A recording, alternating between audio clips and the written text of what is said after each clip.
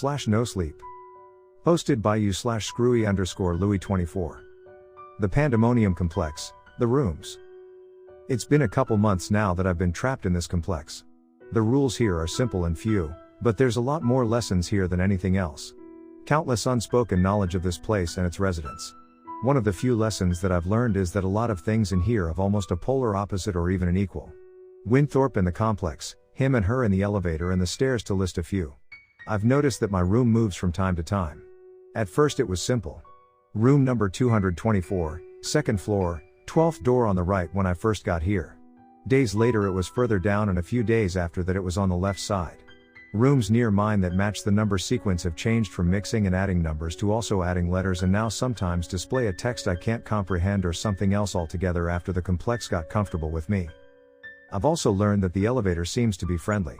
It will always bring you to the floor where your room is despite it traveling around. The buttons in the elevator sometimes change from a standard elevator panel to displaying my unknown neighbor's gibberish languages, or even changing control panels entirely. The elevator's interior is caged in a gold metal framework with a red and gold intertwining patterned carpet to match the hotel hallways that never change. However, no matter what button you press, it will always bring you to the floor your room is on. I noticed this when I accidentally pressed floor 20 instead of 22 when my room decided to ascend 20 floors up after a couple weeks in. Yet, when the doors opened to my mistaken early floor, I saw my room number just a few doors down on the left. I thought I was mistaken until I entered, and surely enough it was my room. Back when it housed a normal standard one-queen mattress hotel room. Before I was punished for my destructive mental breakdown and given an empty trashed room. The stairs, however, were not as kind as the elevator. I made the mistake of taking the stairs once to get in some form of cardio since my entrapment. I knew something was wrong when I noticed on what should have been floor 11 and 12, there weren't even doors. I went up a couple more floors and saw either random locked doors that didn't match or more blank corners.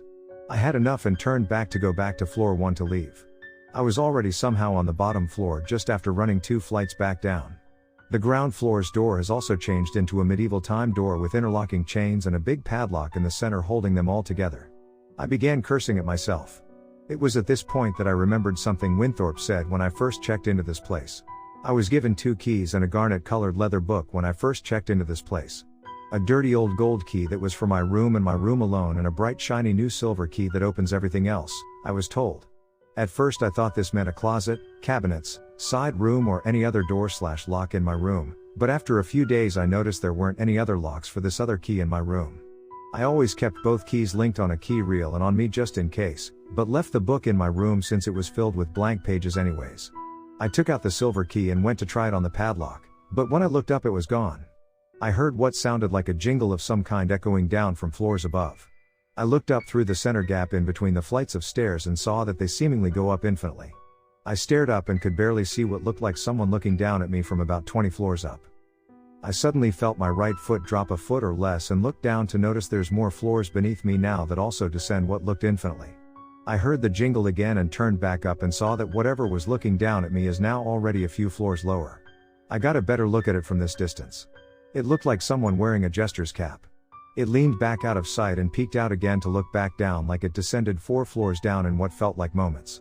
Its face was loose and saggy like it was wearing it to pretend to be human. Its makeup is thrown on randomly and dripped down from the excess application. That jingling noise were bells that tipped the hat's extensions. I descended the stairs as fast as I could, desperate to find the next door. That's when I heard its laughter. It was deep and loud like a talking child's toy with dead batteries. I can hear it getting closer and closer as I ran as fast as possible. At one point the stairs shifted to spiral in the reverse pattern to throw me off. A few floors after that it shifted again to be ascending instead of descending, and I fell face first onto the square cut stone steps. With my face and nose now bleeding, I continued running up the steps on all fours when I saw a big red wooden door and had no time to hesitate. I grasped the handle and turned to see if it was locked, and in that second I felt it was. I already had the silver key heading for the keyhole with my opposite hand.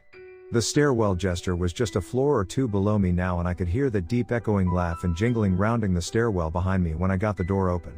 I turned to slam the door in its face. Its limbs were as long as a man on stilts. It had 6 long limbs, each with giant hands that had too many long fingers. It's draped in an old clown's costume that seemed to be made for it. I can see now that it is in fact wearing a decrepit human's face like a mask, and its real face is too far in to be seen in the dim lights. When I caught my breath to continue on, I noticed that I'm not in what I was expecting to be a hallway in the complex, but what looked like a classic kids' entertainment center. A warehouse-sized building with brightly colored decor, furniture and a massive playground for kids that takes up about half of the building and is even connected to the ceiling to maximize the space. Long tables and chairs that can seat several large-sized kids' parties are covered in old moldy pizzas and cakes from being abandoned. The playground had long plastic windowed tubes and ball pits with trails of what looked like old dried up blood being dragged into them. My suspicions of this were confirmed when I saw the colored carpets had fingernail drag marks following the blood stains. There were so many drag marks. The plastic air-filled balls in the pit began to shift. Like something breaching the surface of water, the balls parted towards the edge in my direction. Hard plastic slaps from something deep inside the giant tubes can also be heard in unison. I began running in the opposite direction towards a revolving door I can see in the distance that looked like an exit. Several carnival-like music played loudly over each other behind me as I tripped over a pulled-up rug. I turned back while getting up to see emerging from the ball pit, exiting the tubes and some already in full sprint behind me were old furry children's animatronics of different animal and themed variety.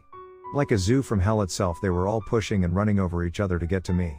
Each either playing its own music or shouting their own individual catchphrases and slogans. They're covered in dried blood and missing patches of fur from most likely their victims desperately fighting back. I began running again towards the revolving door in the distance. If it wasn't for their personal greed, one of them would have easily caught me due to their colossal sizes. The revolving door's windows were replaced with mirrors and I could see they weren't far behind me in the reflection. I looked around quickly to find the lock. The horde was gaining on me fast. A giant dark brown animatronic beaver reached me first and desperately tried chomping hard at me. Its big head and arm got wedged in the door's frame. I saw the keyhole in the center of the revolving door and turned my key inside of it, but the beaver's big mechanical head and arm were stopping me from turning my exit. I tried kicking its face away, aiming for the big cold dead plastic eyes, and in my panic I missed on my third kick and threw my leg into its maw stupidly. Its metal buck teeth took the opportunity and bit down hard on my mid-shin, immediately shattering my bone in two and pulled. My calf muscles tried to desperately keep my leg together. I was holding onto the handles on the revolving door tightly when the beaver was violently pulled back by a Goliath-sized green gorilla animatronic and took everything below my right knee with it. They began fighting like starving beasts. Luckily, I was leaning back on the revolving door, and when the beaver was pulled away I fell back and threw my exit. There was no more sound of carnival music or cheesy catchphrases with a murderous spin on them anymore. With no time to waste, I was bleeding out fast and my body was still in shock, so I couldn't feel the pain yet. I took off my shirt and tore it into long bands and tied my thigh as tight as I could. After the first tight makeshift bandage, I did that 3 more times to try and stop the bleeding as best as I could. I heard a loud snap through the silence nearby and turned to my right. That's when I noticed my surroundings. I seemed to be deep inside a heavy forested area. Sunlight is blocked by the tall foliage-filled trees, making it dark, but not unseeable. Like a well-moonlit night. Another snap was heard behind me and I saw something lean back behind a tree to hide from my view. I was looking around in panic when I noticed that the revolving door was also gone. I was surrounded by nothing but thick heavy forest and its occupants. Of course, I finally escaped the complex and I die by being handicapped in a predator-filled forest. I gave up and yelled for whatever was out there to come get me. There's no way I can win or get out of this. My screams were a mix of impatience, sadness and anger. I just wanted this to finally be over. In the distance in front of me I can see a figure with glowing white eyes. Like that of a cat's eyes reflecting light. I turned up my wrists and hung my head low to just get this over with when suddenly I got asked if I'm okay. I confusingly asked, "What?" and looked up. There in front of me was a small man wearing a long fur and leather trench coat and a cornucopia on his head. The man had tired sunken circles around his eyes and was pale from the lack of sunlight. I was stunned at the sighting of another person. Even if it was some wacko hermit. I rambled on like a madman about what I just went through in sobs. The stairwell, the clown man, the bloody playroom, me losing my leg and the complex I just escaped from. The man then stopped and corrected me. I was still in the pandemonium complex. This was a tenant and I was in his room. A part of me died again almost as soon as I saw hope. I told the thing to just kill me. I was in his room after all. I give up. He reached inside of his coat and started pulling out whatever he was going to use to end me. I closed my eyes and held my head down again in defeat. He held something in front of my face and told me to eat it. It looked like an old dried up orange and purple striped pepper. Whatever this was, I didn't care anymore. Anything to just end me and my misery. I ate the strange fruit and my right thigh burned with intense pain. My right thigh got twice as thick and popped the bandages right off from the force. I held my prized pumpkin-sized thigh in pain and something shot out. I screamed and cursed the thing that was torturing me, only for me to suddenly realize that I can wiggle my right toes again. I looked down and saw a mucus-covered leg that matched my old leg perfectly. My face was no longer cut and bruised. I looked back up at the tenant and thanked him. He told me it was a Guratabia, Gor Otabe, fruit. He's had it for a few years and was saving it for emergencies since it is extremely rare. It can heal, and luckily humans are extremely simple in biology compared to his kind. The man introduced himself as Gunter.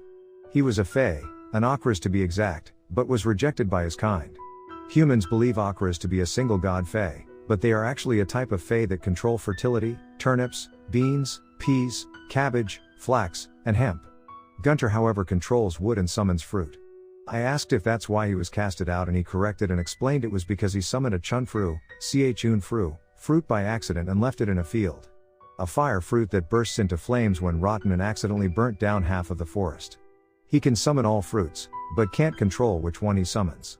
It's random, but luckily he has knowledge of all the fruits and wood he sees and knows which ones are safe to eat. After testing my new leg and standing up, I thanked him for his kindness again and asked where the exit was. He stopped me and told me nothing is free to the fae and he needs my help in return for healing my leg and eating his extremely rare fruit. Of course I should have known. Gunter has actually been trapped in his own room for many years. At first his room was an open field with a few trees, but the complex gave him a packed forest over the years and accidentally turned his room's door into one of these trees. Creating a new door isn't the problem. Gunter controls wood and can just make a new door. No matter how many times he tries, the door is always locked. When he first arrived in the complex, Winthorpe gave him two things. A travel box full of assorted toothpicks with different types of wood and a key made of an unknown dead vine. I asked to see his key and it was the size of a grown man's hand. It was woven together in dead vines and didn't resemble a key in the slightest, but was told it was. Even Gunter said he doesn't know what this vine is or anyone he's ever asked when he was free. It never even worked on his room's door, so he always left it unlocked, and barely anything in the complex is stupid enough to enter another's room willingly. Gunter also said leaving your door unlocked can stop it from moving around the complex wildly, which is a big plus. I told him about my silver key and how I got here. I then asked him to turn one of these trees into a door so we could leave. He refused and said he can control wood, but will never harm a living thing. How would you feel if someone who controls flesh and blood turned you into a door? He explained. I apologized for any offense and asked what we should do. He pulled out the box of toothpicks and before my eyes took one out and kept pulling on it. Pulling and shaping it over and over like it was clay until before us was a red oak colored door with frame and vine patterns.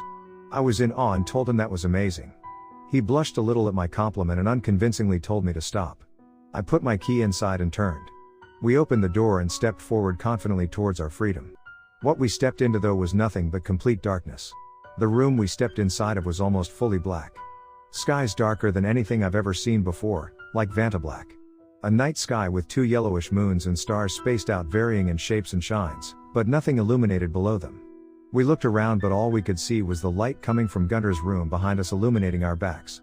Then suddenly complete darkness. Just like the revolving door in Gunter's room, our exit was gone. As we turned around, a blue rippling wave flowed away from our steps. The little light from Gunter's room must have hidden this when we stepped in. The floor had about just a half an inch of this liquid that held some kind of bioluminescence algae. Every step made a small wave and lit the floor around us with a bright blue. Gunter giggled at this beauty and danced in the lit up water. He lightly tapped and laughed for just a moment of happiness before I put my hand on his shoulder and quietly told him to stop. We were not alone. The waves kept flowing away from us into an endless void, and in the distance were figures also standing in the shallow waters. The blue light wave continues, and with it more and more differently shaped figures become visible by the light. Some tall, some short, some humanoids and some creatures I've never seen before. They all stood motionless looking up into the night sky. More and more became visible. Features were still unknown due to the darkness, but outlines of the things were displayed by the bioluminescence.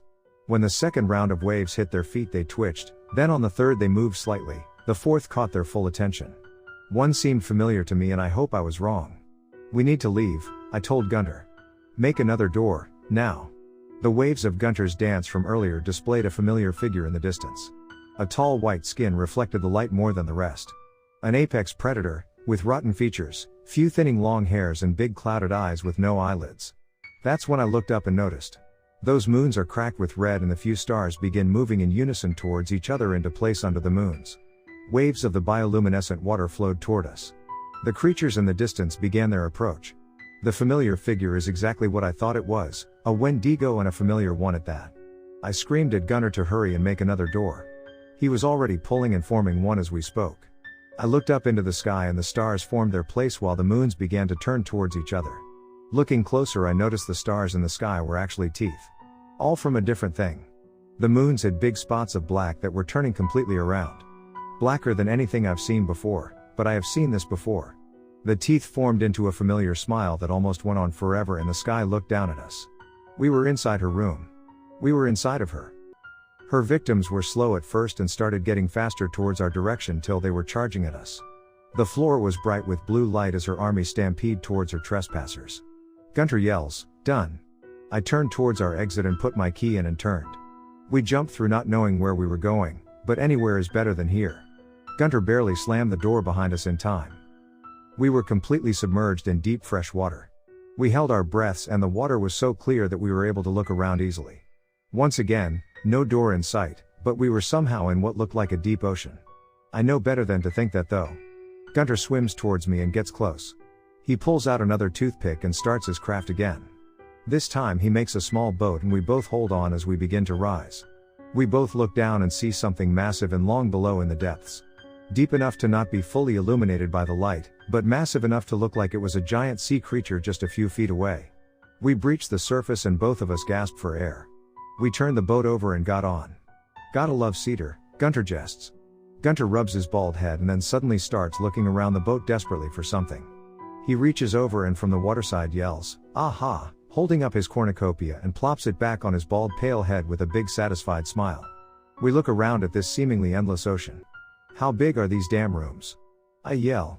"Turns out some of these rooms can be on a planetary scale for some of its tenants," Gunter explains. I asked Gunter if he knows where we are and he says he thinks he knows this tenant. A kraken named, he then made a series of clicks and screeches. Apparently a kraken is a massive squid-octopus hybrid that has the body of an octopus, but the head of a squid, giving them 16 to 18 limbs in total. It can be the size of an island if it wanted to, or as small as the wolfy octopus. They can fly as well as they can swim, but prefer the cold dark depths. They can communicate telepathically, but if it does while it's too big it can scramble a basic brain.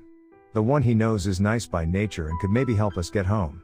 The artificial ocean we were floating on was as calm as a glass of water and the only waves emanated were from our boat. Gunter looked over the boat and into the depths while I scanned the surface. I saw a human-shaped figure that was far out, but close enough to make out some features if I squint. "Is that?" I whisper. This caught Gunter's attention. "That's Winthorpe. Unmistakable, straw boat hat and all." I yell out to him again and again while waving. He must be here to take us back to the complex. Why else would he be here? I thought. It was Gunter this time to put his hand on my shoulder and quietly tell me to stop. He was wrong. This wasn't the Kraken's room like Gunter originally thought. Not Winthorpe started to get closer and fast, but something big was behind him. Something massive that was breaching the ocean-sized water was right behind the fake bellhop. Gunter began frantically patting his pockets saying no, no, no over and over again. I watched as the Titan got closer and became more visible as it surfaced. A long stem that matched the blue of the sky and ocean was connected to the doppelganger god that bent far and back into the water. I yelled at Gunter to make another door, but he yelled saying he lost his picks. I looked back and breaching the water looked like a colossus anglerfish with an eel body that was impossibly long. Massive long sharp translucent teeth the size of steel beams filled its mouth. Its head emerged with many lures that each resemble someone I loved in the past. "What the hell is that?" I screamed. "A leviathan." Gunter answers. I looked down into the water below us and saw Gunter's picks floating around and away from the boat. I moved as quickly as I could, fishing them out and holding one behind me while using my other hand to fish out as many others as I could. Gunter grabs the one I held behind me and works his magic while I desperately grab any within reach. Waves from the behemoth tenant reached the boat and started pulling the picks away from me. I leaned out to grab more fast while Gunter leaned back on his side to balance the boat. Gunter used his 2 feet to hold onto my new right foot's ankle so I didn't fall in, all while forming our escape. I looked up and couldn't see anything beyond the giant maw of the beast in the water. Its huge ribbed throat had more rows of teeth going in like a funnel of death, like a megamouth shark's. The boat shifted hard and I looked back to see that Gunter finished. He threw the door into the water and already jumped onto it. I braced myself and jumped, but didn't take the waves into account and fell deep into the tenant's watery domain. I looked back again like a fool only to see we're pretty much already in the giant's mouth. I looked down into the depths below and saw the teeth rising fast. Suddenly I'm pulled up with ease out of the water and onto the door by Gunter. He slaps me hard and yells, "Hurry." I pull out my key and shove it into the door's lock. I turn the lock and knob simultaneously and suddenly we fall through hard. As we fall in, gravity shifts towards the new floor and I land hard on my face while Gunter luckily lands hard on his back. We both groan in pain on a grassy bed and begin to laugh at our great escape. Gunter asks how many pics did I save and I hand him the small handful. Not much, I regretfully say. We analyze our new surroundings. We were just on the side of a stone-cut pathway just next to a long staircase.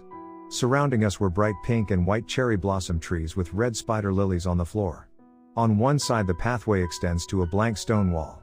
The other goes up the staircase to a red torii. Gunter was in awe when I jokingly asked if we fell into an anime. Of course he didn't understand the joke. What a waste. I asked if he knew where we were this time. Gunter had no idea. Do you hear that? Gunter asked quietly. I listened and at first I heard nothing, but then it slowly became louder for me to be able to hear. It sounded like a fast drum roll, but with more than one drummer. It became louder and louder. It was coming from up the steps. We looked up towards the torii. A gigantic semi-truck-sized no mask emerged from the top and looked down at us. We were frozen in fear knowing that as fast as that thing emerged there was no way we could run or make another door in time before it caught us. Gunter broke the silence first after a minute with a light, hello and wave. The no mask went around the torii in an instant and down the 3-story tall flight of stairs in a matter of seconds. We now see what was making that sound from earlier. This thing's body was long and with countless legs of an insect.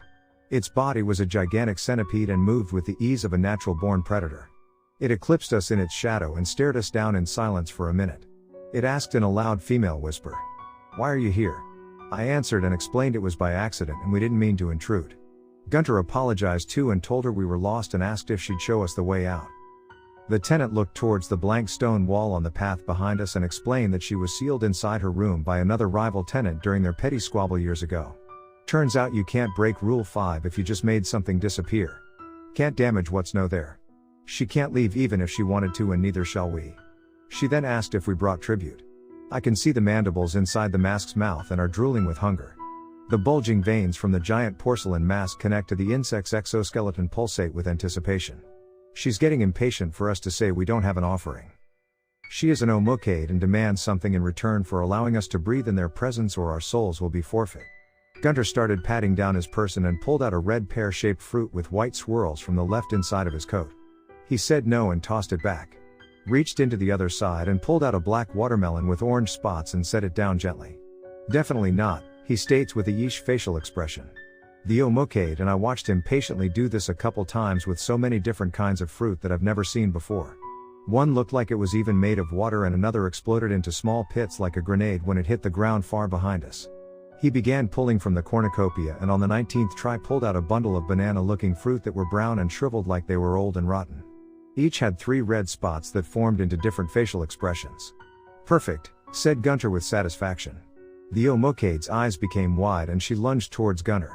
Gunter barely pulled back in time and the no mask's mouth cracked and split wide open revealing her massive fanged mouth as she ate the bundle of fruit in one bite. A loud audible gulp was heard from her and her neck got wide. The mass inside her traveled downwards inside her deeper and her exoskeleton popped when the mass passed. It looked like a snake eating a big round meal. She let out a sigh and said that it was satisfactory. I asked Gunter what that was and he said I'm better off not knowing. The now full omokade seemed a lot more patient and asked how we got here since entering or leaving is impossible. We introduced ourselves and asked for her name. She explained omokades don't have names and if we wish to give her one we may. The way she looked when she ate the fruit reminded me of one of my favorite fighters from a 2D fighting game I used to play.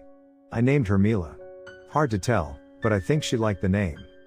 I let Gunter do the talking and he explained everything from me finding him to now in detail. I tagged in after and explained everything before that. Mila explained that I'm lucky that the stairs only released one minor creature and that I even had means to escape. Mila then asked to see our keys since she has knowledge of most artifacts that don't predate her and we showed them to her. She analyzed them and told Gunter first that she's never seen his kind of key before and that it must be older than ancient. He then sadly put his key away. Mine, however, she recognized as a reforged unstable skeleton key that has been reshaped into a common silver house key, to put it simply. She explained that my key opens all doors, but what's on the other side is random. For example, if I use this key even on my room's door, my room will never be the one on the other side. Perfect for a quick escape, but you don't know if wherever you go next may be worse and seems to be now bound to the complex. There's a shrine at the top of her room that has a door we could use instead of using another toothpick, but we'd just be gambling again. She also asked to look at the golden room key that was also on the key ring. She stared for a while and stated that it seemed like a normal house key, but there's something else there that basic eyes can't see. Gunter stared at it too for a while and agreed that there's like some kind of hum coming from it. They asked about its origins, and when I told them that Winthorpe gave them to me, they asked what were his instructions word for word: do not abbreviate. The gold key was for my room and my room alone, and the silver key can open everything else. That's it. They both stared at me. Humans either read too far into things or not far enough. Barely ever do we get a complete understanding from verbal communication. They didn't say a word. Mila turned and proceeded up the steps, and Gunter slapped me across the head before following behind her. I asked them constantly what happened while following them. We got to Mila's run-down wood shrine and they told me to use the gold key on the sliding door and instead of the silver. I told them it won't work on any door but mine. I paused for a minute. I'm an idiot, I whispered out loud. I put the key in, unlocked the door and entered into my room. My mattress had cheap sheets and a bed frame now. My laptop sat next to my gifted book on a basic wooden desk and with a matching wooden chair rested beneath. I invited my 2 guests to enter with me. Mila shrunk her size to enter. Gunter wows in awe at my room when he entered next. Your room sucks, Gunter states loudly while Mila agrees. We finally were free and I was home, but this makes me wonder. My book and Gunter's key are still a mystery and I doubt Winthorpe will give us any answers. I've made 2 new friends and learned a few more lessons, but I know this is just the beginning. We still know almost nothing about our mysterious gifts, our god Winthorpe and his playground, the Pandemonium Complex.